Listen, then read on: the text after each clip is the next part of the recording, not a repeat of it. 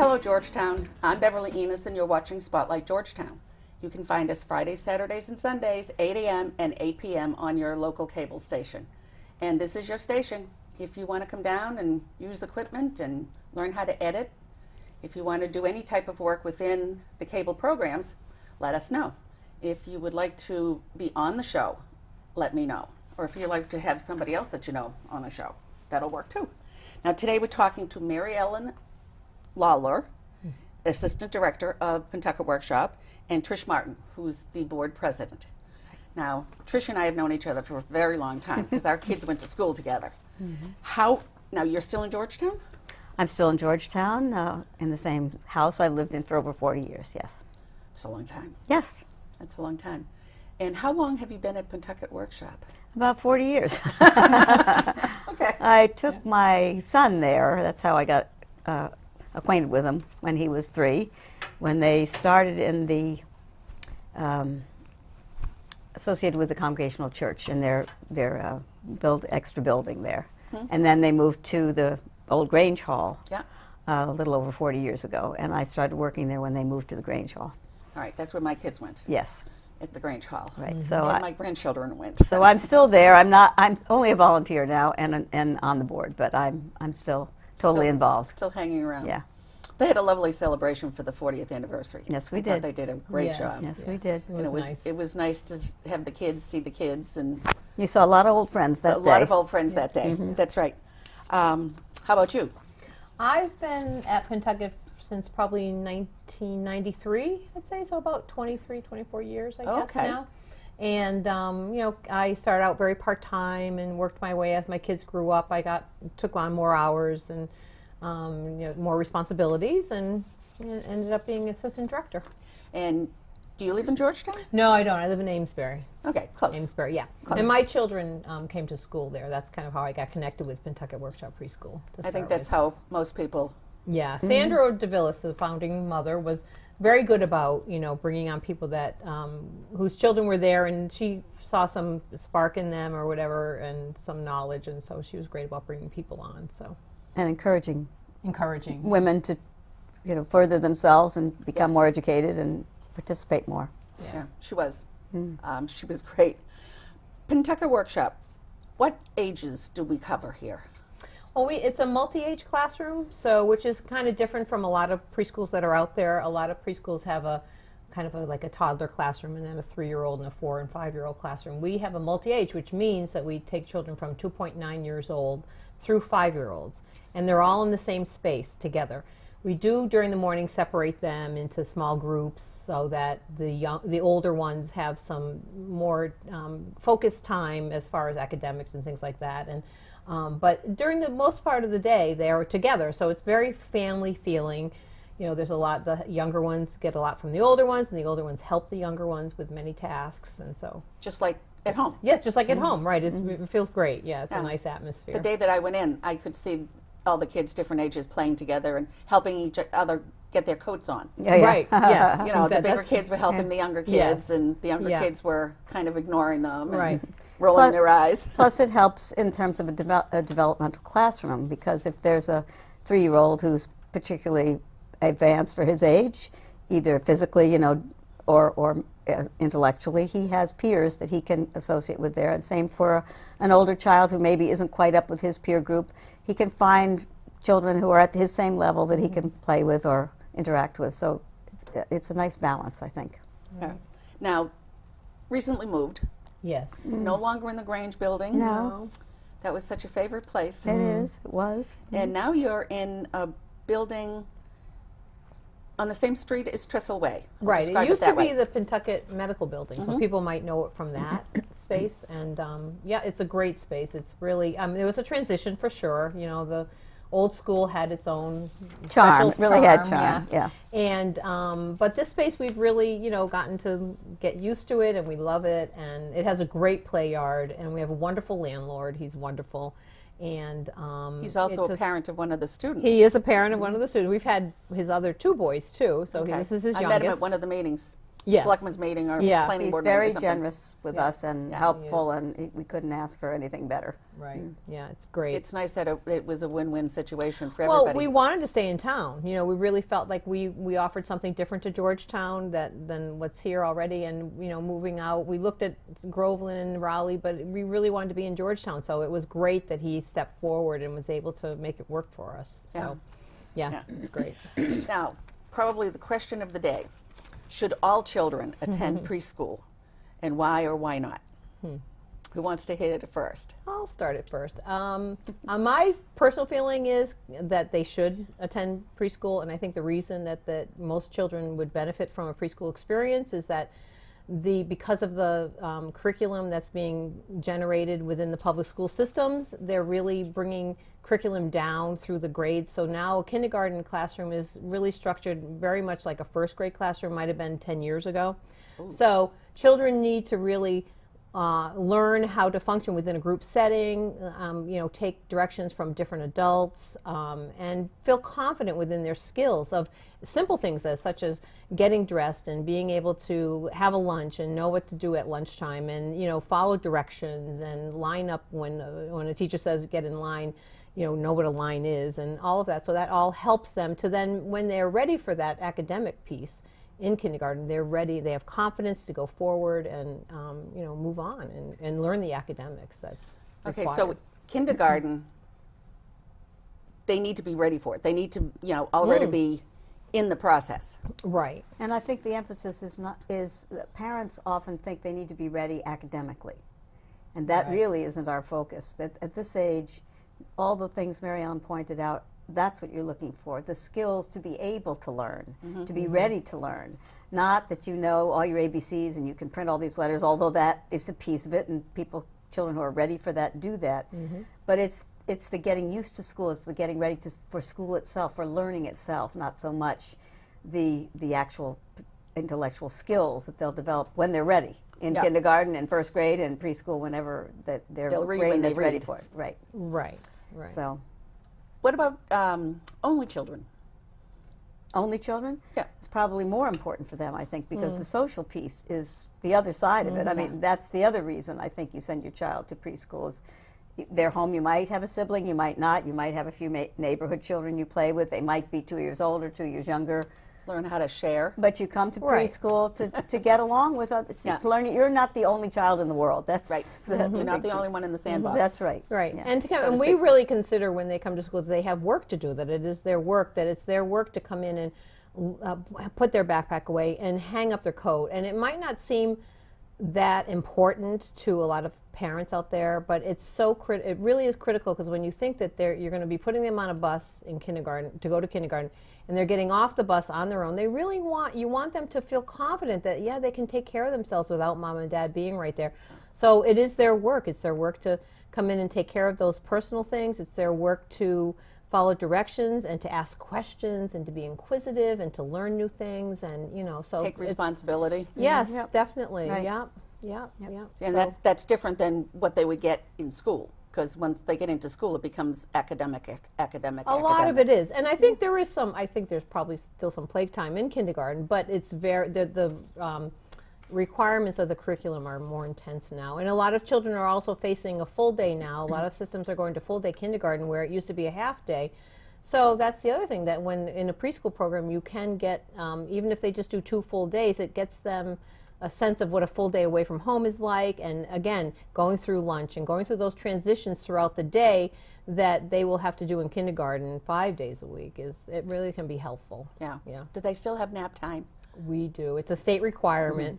Rest time. Rest time. Some children do fall asleep. Some children will just rest quietly. It's not and even in the kindergarten programs, I know here in town they have to have a rest period during the long day. It's nice to have a downtime. It is nice to have a downtime, Yeah. right? So that they don't just For teachers and children. right, for teachers Yeah, and children. yeah. Otherwise, they can just start spinning their wheels. And Right. They need to just relax a little bit after having a lunch, and after a full day. The morning is busy, and there's a lot going on. They learn so much through their play. There's so much that's learned through play that you just need to quiet your mind for a little bit during the day. Now, what would a typical day be like for a child? Well, they would come in, do their work as far as putting their backpacks away and their clothes and getting that all set, and then they come in and our classroom is an open classroom, which means it's set up, we have different learning areas. So we have a science area, housekeeping, blocks, manipulatives, art, water tables, sand tables, so they can come in and those areas are open. They can come in and explore those areas for a while. Then we, usually around 9:30, we gather for a meeting, give announcements, they do a show and share time. Then we go to a structured group where we separate our children into two groups. So there's a readiness group and then there's a preschool group. And they have a story and activity. So that's a smaller, smaller group. And then they go back to discovery learning and snack, and then we have a circle time. Yay! Yay! And circle's really fun. Circle and, is always it the best part. Right, music and I agree with movement. you. Yeah, music and movement, and also questions and riddles and songs, everything like that. And then we are outside all the time. We go out. And this winter's been tough because of the weather, but we're out. If it's 20 or above, we're outside. So, and that's the other piece that we feel is so important, that the children, at this point of the year, it's amazing how many children can get themselves dressed in a flash to get outside. Now, it's not like that when you come in November, but by this point, they've learned it and they've got it and they're proud of it. They're like, they're so proud to be the first or second in line, and they're all We have a set. zipper wall where if they know how to zip their own coats, their picture is up on the wall, and that's a goal. Yep. So Yep. It's we're so helping the wonderful. parents. A lot of these are milestones Yeah. for children. They are. Tying right, their shoes. right. Well, when you think zippers. we're also, the other thing that makes us unique is that we have a team teaching situation at Pentucket, which means we maintain a 7-to-1 ratio at our school, where the state regs are 10-to-1, so we maintain a lower ratio. So there can be 5 or 6 teachers in the classroom at one point.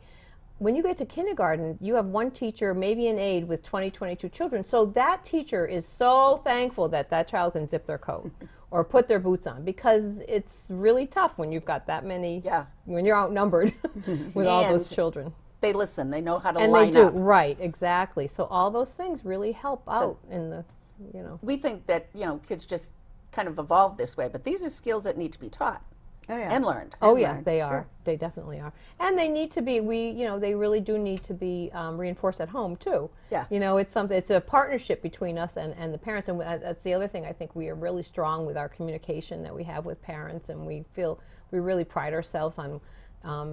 Being very upfront with parents and talking with them very directly if we need to, and so that if we can work as a partnership, it's great, and I think it ends up helping the parents in the long run. Yeah, they don't have to pick up the coat off the floor. Exactly. And I think we get to know the families and what's going on in their lives, because it impacts the children and how they behave in the classroom. So there's a lot of information given back and forth from both sides, and I think it really helps the learning situation when we understand where the child's coming from when they arrive at school. Right. Yeah. Yeah. When my kids were there, I know they did a lot with children that had special needs. And my daughter was hearing impaired. So they talked about things like that. So that all the kids Right. would understand that she wasn't just ignoring you, she just didn't hear you. Right. And there were some other children there that had things that were more visible. Right. And they worked a lot with that. Do you still do that? We do. We still have children that come in because we really tend to be the front, on the forefront, the first school that they would go to. So we do pride ourselves also on being pretty able to assess a child, and if we have concerns, we're not experts by any means, but if we have a lot of experience with all of us, and if we just have a gut that something might be off, we will definitely make a referral to the public schools to, and sometimes it ends up not being much, but you have a baseline, you have a place to start, and sometimes we do find that children need services. Now we're not getting the same population I think when we first started, because the public schools now service special needs, special ed children, so we don't have the same population as when probably your kids were there. There wasn't anything else in the community really to help them. So, Right.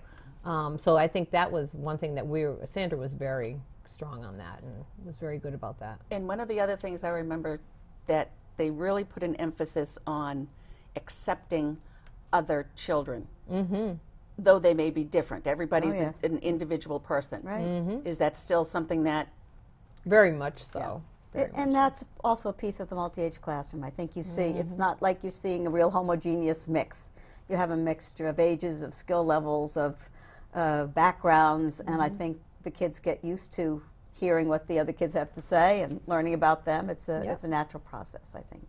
So that it works in both directions. Yeah. Oh, definitely. How do you feel that children learn best?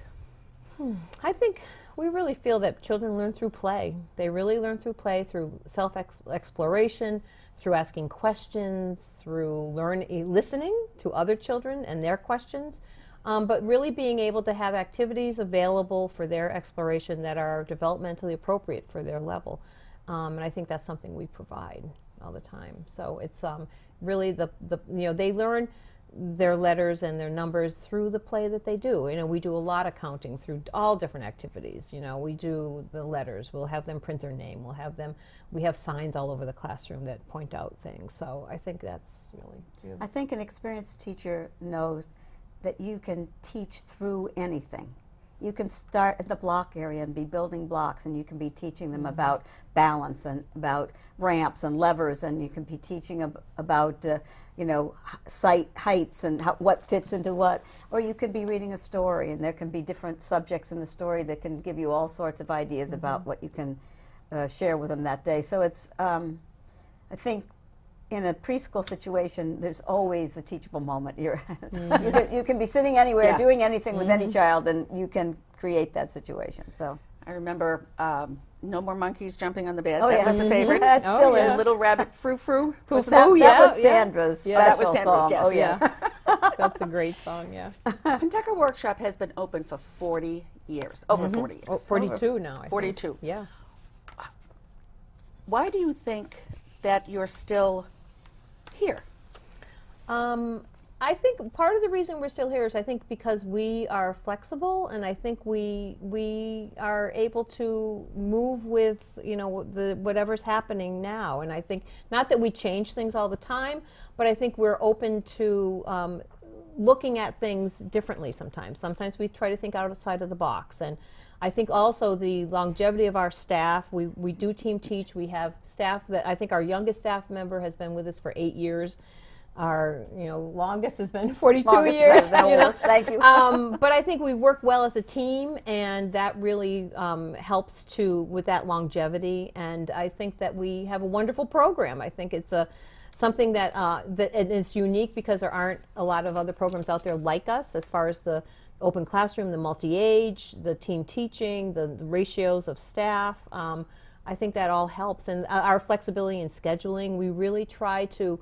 We've never had like a Monday, Tuesday, or my Tuesday, Thursday schedule, Monday, Wednesday, Friday. We really want the families to feel what fits for them. So if a Friday, a Monday, Friday, Thursday schedule works, then that's fine, So I think we really try to be flexible. We've incorporated this year, we've added a lunch bunch program to our school. We've added extended days. So if people look at their calendar and say, oh gosh, I have this appointment coming up, but my child doesn't come that day, if we have availability, they can have a drop-in on that day. Okay. So it's not that you're set to that permanent schedule of Monday, Wednesday, Friday. We do have a lot of flexibility. So. I also think, and this was Sandra's mantra, that if the parents are happy, the children will be happy. So she looked to speaking with them, to finding out what their concerns are, what their needs were, and feeling that if she could satisfy those, the parents would be in a good place, and then the children would be too. So I think it's always been not just the child we're focused on, but the family as a whole. Okay, favorite part of doing what you do? I think at least once a day, I laugh. Yes, that's true. At something that a child has said or done, or also just the way sometimes they might approach something that I would think, I would never think of doing it that way. And this is a 4-year-old, So I think it just keeps me feeling young, and it's a wonderful. I work with wonderful people, so it's a great place to be. How about you? I agree, and I think it's the sharing of those. I can't say that I don't go by a day without running into the office and say, you've got to hear what this kid just told me. I go home saying, I should have started a book. I don't know how many times I've said that, all the things they say and all the things they do. And it does. it brightens your day. I look forward to my Wednesday. I'm only there one morning officially these days, but I look forward to it, and I always come home feeling happy and satisfied, and I enjoyed my day. So it's a great place to work. Young children can be a true joy, They can. Oh, they can. Oh, they're definitely. especially when you get to send them home. Exactly. Yes, So, exactly. you It's like know, grandparenting. Yes, Right, exactly. exactly. Yep, and we hope we're sending them home with that they've learned something that day that they can share at their dinner table, and we hope that we can. You know, part of our job too is also working with the parents. It's not just the child, as Trish just mentioned. We're really hopefully helping the parents to learn how to parent maybe a little differently than they might have, or approach things a little differently that might be more successful. So it's really the family. We really feel like that's part of our job too. Well, I think So. you do a great job. Thank you. Thank you very Thank much for you. being here today. I Thank you so appreciate much. you coming. Thanks a lot. Yeah, it was great. I'm Beverly Enos. You're watching Spotlight Georgetown. Thank you for joining us today. Bye for now.